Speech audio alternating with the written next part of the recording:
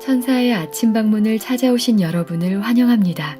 오늘도 아침 예배 말씀으로 믿음과 위로의 시간을 갖게 되길 바랍니다.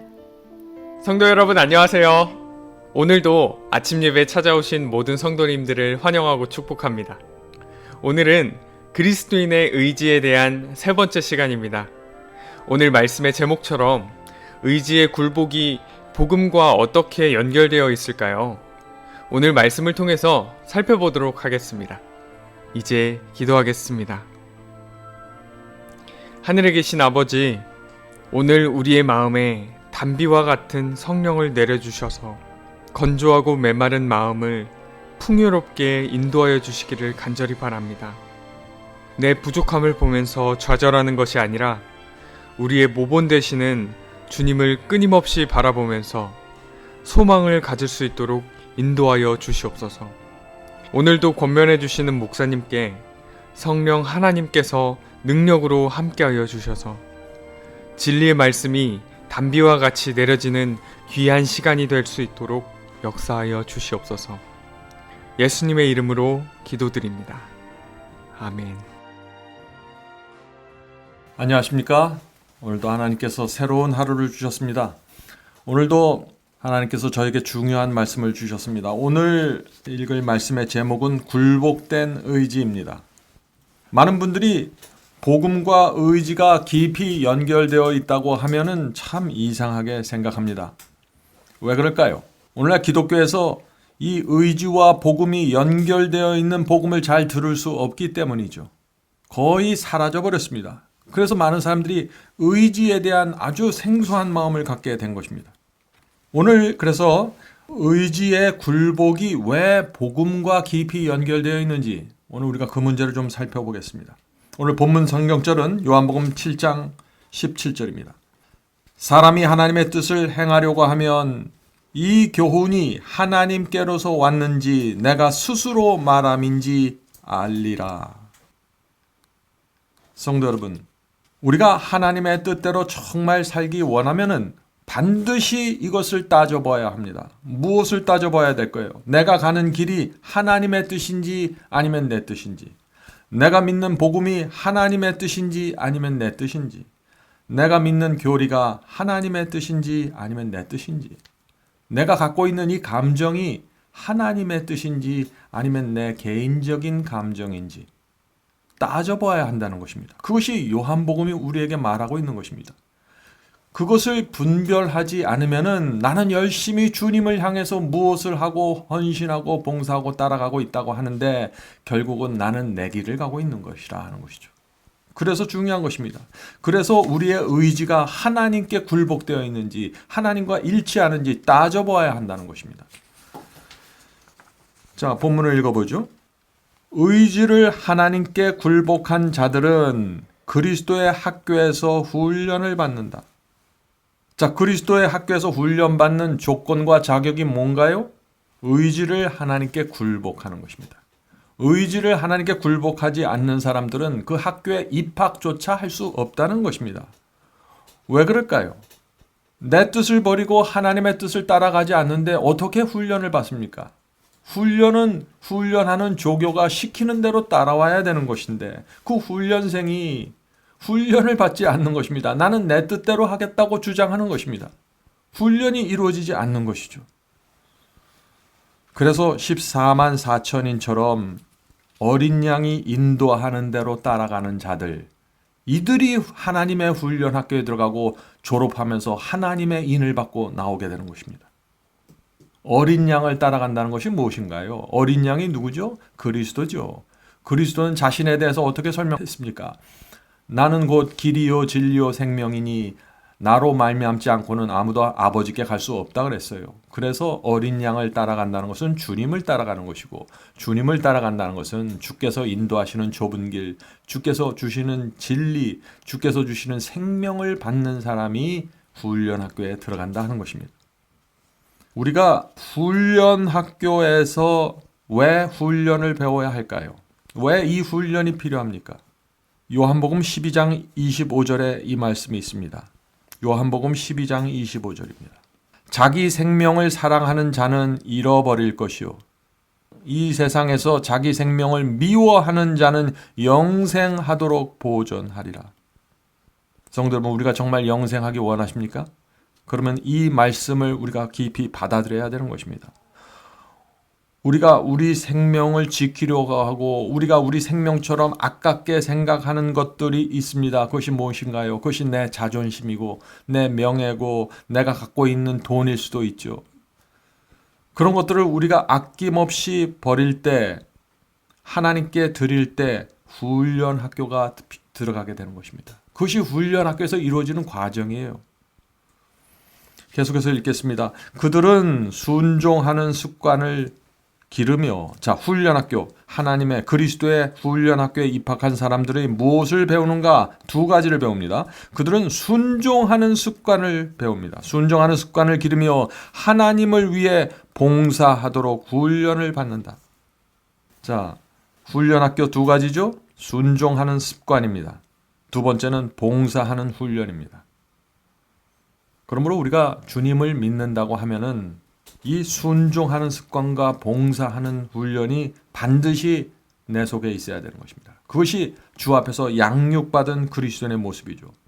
자, 봉사하도록 훈련을 받는다는데 봉사가 뭔가요? 봉사를 하려면은 아무나 봉사할 수 있는 것이 아니에요. 어떤 사람들은 봉사하다가 화를 냅니다. 자기 마음에 안 들면. 그래서 봉사는 반드시 겸손해야 되는 것입니다. 내 감정을 내려놓아야 되는 것입니다. 내가 봉사하고자 하는 영혼들을 위해서 내가 낮아져야 됩니다. 그렇지 않으면 봉사가 이루어지지 않아요. 봉사하고 나서 내가 높아져 버리죠. 내가 이것도 하고 저것도 하고 해서 내 공로를 잔뜩 쌓아놓고 끝나버리는 것입니다. 계속해서 읽겠습니다. 우리는 도덕성이 결여된 피조물이 아니다. 복음은 이해력에만 호소하지 않는다. 자, 복음은 이해력에만 호소하지 않는다. 자, 이 말씀의 의미가 뭔가요? 복음은 우리가 이해하는 데서 끝나는 것이 아니라는 것이죠. 여기에는 반드시 도덕성이 연결되어 있다는 것입니다. 다시 말해서 우리의 양심이 연결되어 있다는 것입니다. 복음이 우리의 양심에 호소하는 것입니다. 그래서 주의 뜻대로 살고자 하는 소원을 갖게 되는 것이죠. 이것이 복음이 하는 일입니다. 계속해서 읽겠습니다. 만일 그렇다면은 복음이 이해하는 데서 끝난다면 그런 얘기죠. 만일 복음이 이해하는 데서 끝난다면 우리는 수학 공식을 다룬 책을 연구하듯이 복음에 접근할 것이며 그것은 지능과만 관련이 있을 것이다. 얼마나 분명한 이야기입니까?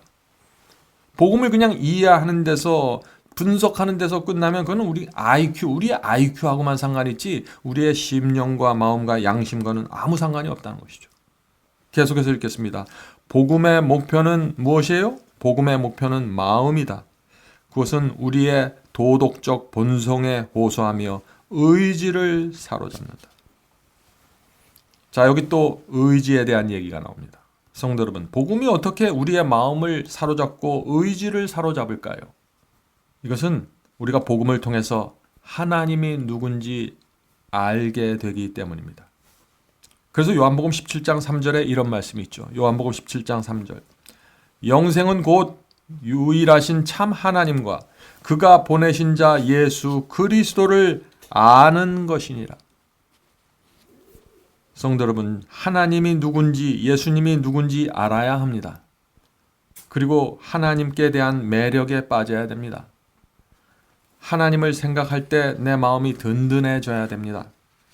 하나님의 능력, 하나님의 사랑, 하나님의 자비와 은혜 생각하면은 내 생각을 내려놓게 되는 것입니다. 그분의 엄청난 위대함을 바라보면은 내 계획과 내 감정과 다 내려놓게 되는 것이죠.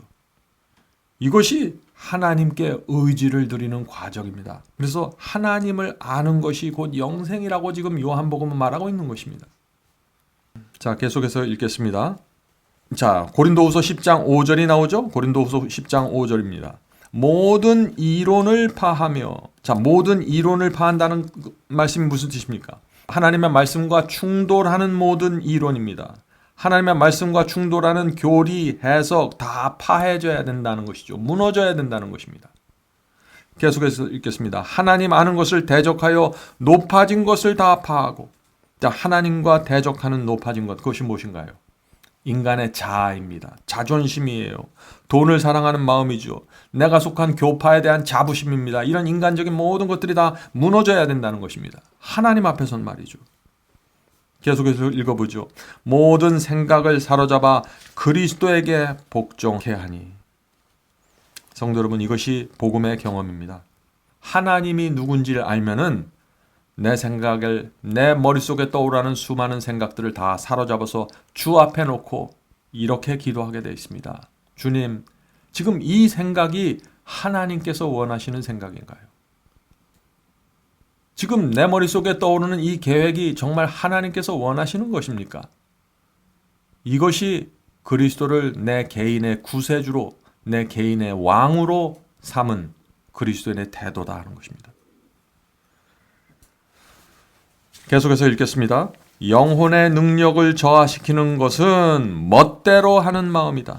자, 여기 참 노골적인 표현이 나오죠. 어떤 분들은 주님을 사랑한다고 말합니다. 주님의 은혜 앞에서 눈물이 난다고 말합니다. 그러나 멋대로 생각합니다. 멋대로 살아갑니다. 그런 분들은 복음을 자기 수준으로 끌어내려 버립니다. 내가 원하는 복음을 만들어내는 것이죠. 요한복음을 믿고 마태복음을 믿어야 되는데 자기 복음을 만들어서 스스로 믿고 가는 것입니다. 그것은 우상 숭배입니다. 하나님을 섬기는 것이 아니라 자기 복음 속에서 만들어낸 우상을 섬기는 것이죠. 그 우상이 누군가요? 자기가 되는 것입니다. 이것은 정말 두려운 일이죠. 자기가 만든 복음에 빠지면은 영혼의 능력이 사라진다는 것입니다. 당연하죠. 살아있는 신앙으로 결코 들어갈 수 없습니다. 그런 신앙 속에서는.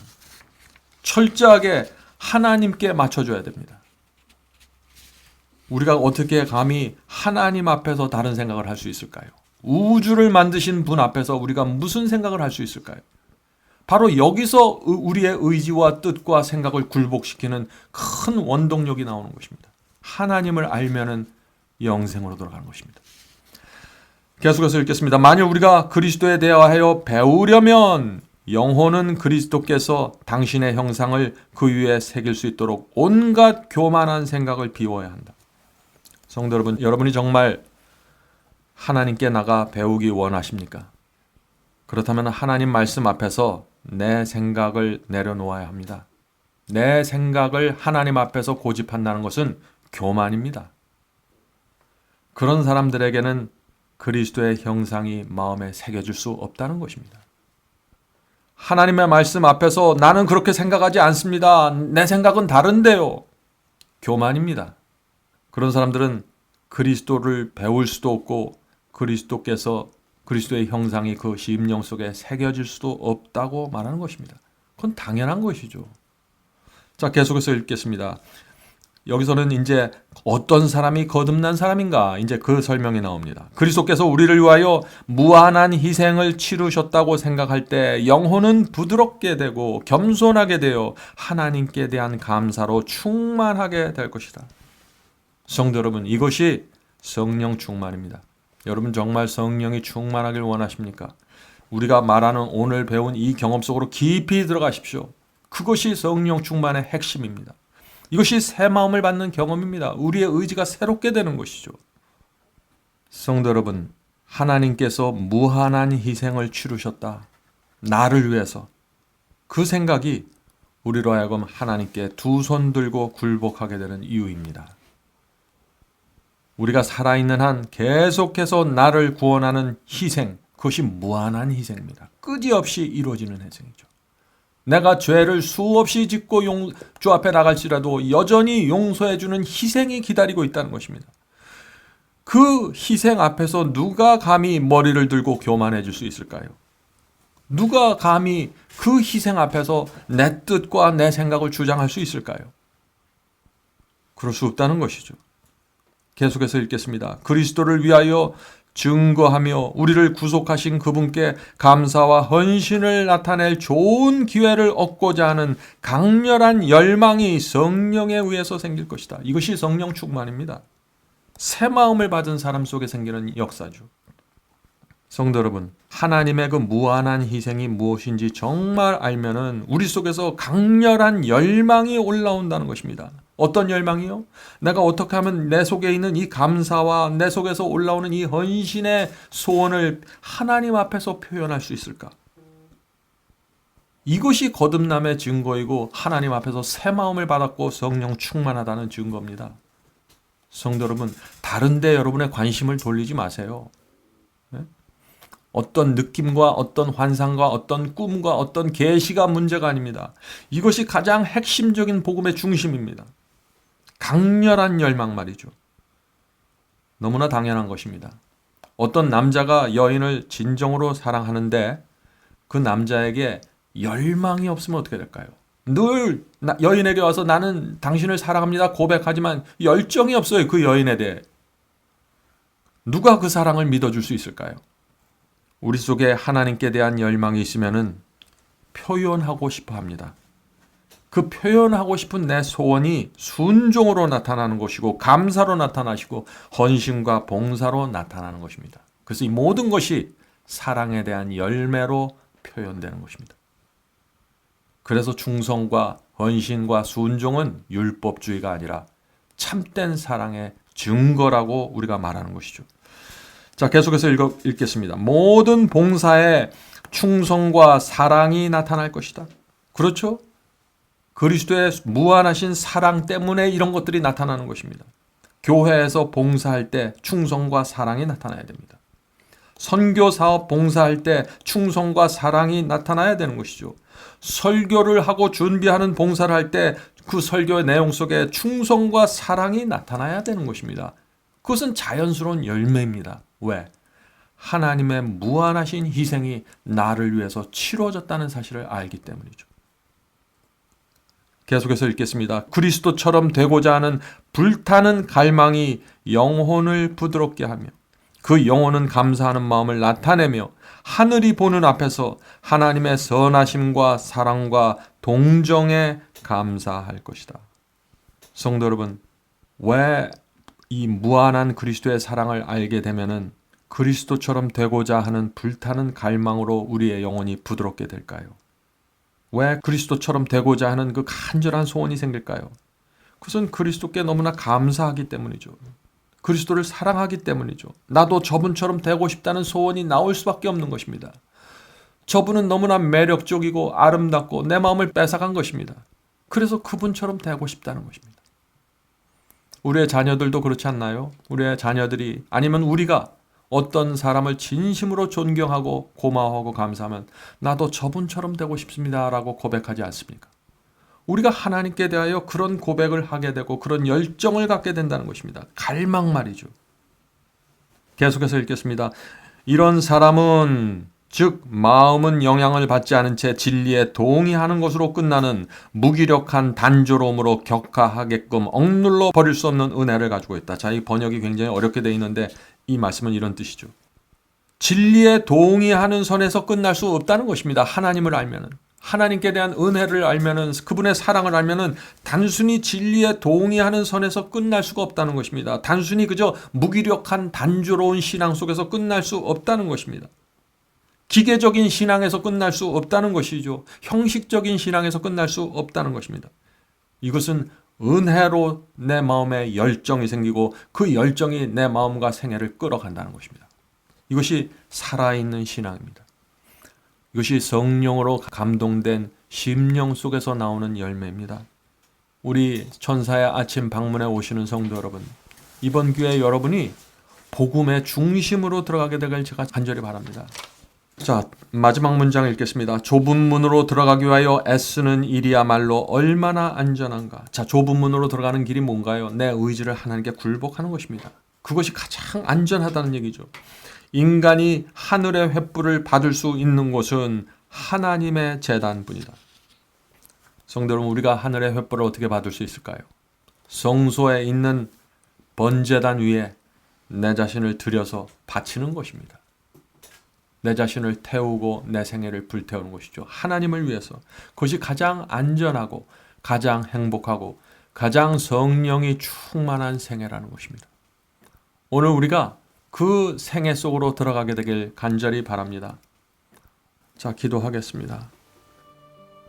하늘에 계신 아버지, 오늘 저희가 그리스도의 학교에 입학하기로 동의합니다. 서약합니다. 선서합니다. 주여 저희를 받아주시고 저희가 이제 우리의 의지를 하나님의 뜻 아래 내려놓으니 주께서 저희를 하나님의 훈련학교에 입학시켜 주셔서 훈련시켜 주시옵소서. 훈련받기 원합니다. 훈련생처럼 그 학교에서 시키는 대로 움직이고 그 가운데 우리의 영적인 근육이 살찌고 강건해지기를 원합니다. 살아있는 신앙으로 들어가길 원합니다. 성령이 충만하고 은혜가 충만하고 사랑과 순종의 열매가 분명하게 나타나는 그런 생애가 되길 주여 원합니다. 저희가 이 세상에서 원하는 것이 없습니다. 단지 원하는 것은 하나님께서 주고자 하는 그 영적인 경험이 우리 속에 분명하게 새겨지는 것입니다. 주여 도와주시옵소서. 또 함께 기도하는 성도들 중에 이 어렵고 슬픈 세상 속에서 고통당하는 영혼들이 있습니다. 병으로, 경제로 고통당하고 있습니다. 주여 불쌍히 여겨주시고 그 고통의 구덩이여서 건져주시옵소서. 하늘의 심령으로 이 모든 것을 잊고 주님의 품 안에 거할 수 있도록 도와주시옵소서. 이 모든 말씀 예수님의 이름으로 간절히 기도드립니다. 아멘. 성도 여러분, 마지막 사명에서는 아침 예배 채널을 별도로 운영하고 있습니다. 아침 예배 채널에서는 매일 새벽 6시에 예배가 올려지고 특별히 아침 9시에 생방송 예배가 진행됩니다. 원하시는 분들은 아침 예배 채널을 별도로 구독 신청하시고 저희와 함께 생방송으로 예배 드릴 수 있습니다. 아침마다 하나님의 말씀으로 저희가 주 앞에 나와 예배 드리는 신앙으로 함께 나가게 되길 간절히 바랍니다. 감사합니다.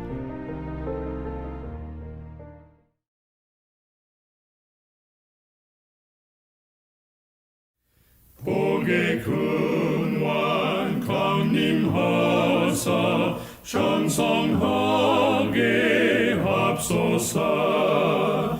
한량없이 자비하심 중량하길 없도다. 찬사들의 기쁜 찬송 나도하게 합소서. 구속하신 이내 하무 항상 찬송하리다.